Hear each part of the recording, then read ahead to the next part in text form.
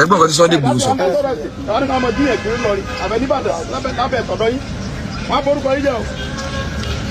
Sunday Igboho ṣé kò ṣe pé ẹ ti ṣẹ̀ sófin abẹ́rẹ́ pé ẹ ti ṣẹ̀ sófin wọ́n ní kó wá arrest èèyàn court order ẹ̀ ń pè ní kidnapping Sunday Igboho àmọ́ òbẹ́ ẹ̀jú lẹ́fù yìí lọ ni mo bẹ jùlẹ fún ìlọ ẹ ń dá sọ́rọ̀ ẹ̀sìn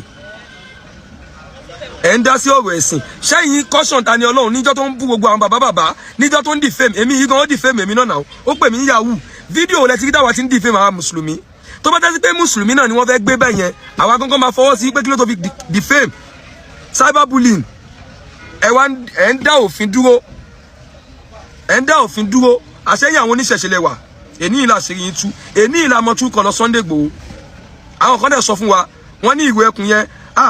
gbogbo ẹ̀yin tí mo apologize lọ́wọ́ gbogbo ẹ̀yin tó já sí pé ẹ̀ ń bú ìwé ẹkùn nígbà tó fẹ́ jáde ẹni wọ́n máa lo against Islam ni ẹ má bínú àṣẹyìn ti rí ẹ ti rí nǹkan táwọn ò rí ẹ ti rí nǹkan táwọn ò rí so ẹ̀kẹ́ máa dá sọ àdídí advice yín ni a ní ẹ má máa dá sọ́wọ́ ẹ̀sìn a ní ìlú ní ọ̀rọ̀ ẹ̀sìn lẹ́wà ń dá sí Sunday Igboho a wà disappointed nínú yín púpọ̀ a wà disappointed nínú yín interview Bọ́lá Ahmed Tinubu president Nigeria ṣé nǹkan tí Sunday Igboho rẹ̀ máa fi ìwé ẹkùn ṣe ní kọ́ máa fi ṣe àbòsí fáwọn mùsùlùmí kọ́ máa fi ṣe àbòsí fáwọn mùsùlùmí kọ́ máa fi dá law dúró kọ́ máa fi tẹ òfin lójúmọ́lẹ̀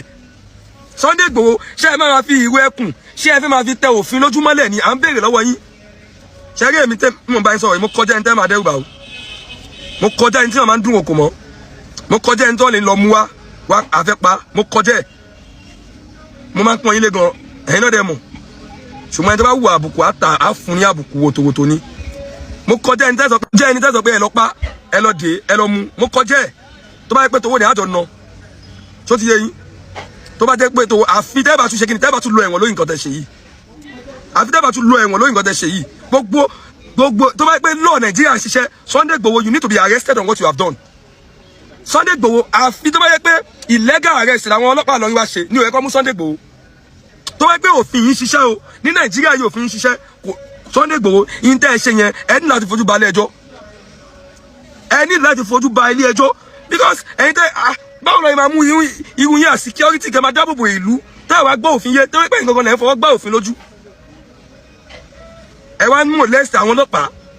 ẹ ń molest àwọn ọlọ́pàá ẹ mọ̀ pé ìjọba lẹ́ molest ní Bọ́lá Ahmed Tinubu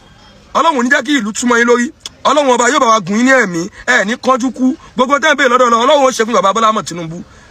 gbogbo èròǹgbà president gidi náà ni pé kílùú má tù kílùú kálàáfíà jọba tí ẹ bá tún fẹ́ kálàáfíà tún jọba kó jọba ẹ bá wa cancel nǹkan tó ń jẹ́ ìwé ẹkùn a fẹ́ ìwé ẹkùn mọ́ gbogbo mùsùlùmí lápapọ̀ a fẹ́ ìwé ẹkùn mọ́ wọ́n fẹ́ fi ìwé ẹkùn máa ṣàbòsí fún Islam ni wọ́n fẹ́ fi ìwé ẹkùn máa ṣàbòsí fáwọn mùsùlùmí wọ́n fẹ́ fi ìwé ẹkùn bá tiwa jẹ́ ni láwọn àtàjẹ́ mùsùlùmí a support ìwé ẹkùn gbogbo mùsùlùmí gbogbo tí ń jẹ́ Islam àtakò nǹkan tí ń jẹ́ ìwé ẹkùn. Igboho ẹ má wà ń bí àbòsí náà ẹ̀yin náà lè gbà kí wọ́n dìfẹ́ mú yín ẹ̀rẹ̀ ń lọ mọ́jẹ́ ẹ̀sìn ṣẹ́yìn ọmọ pé ta ni Ọlọ́run ó ń dìfẹ́ mú kárátà àwọn èèyàn ni ẹ̀ mọ̀ pé ó ṣe cyber bully ní Sunday Igboho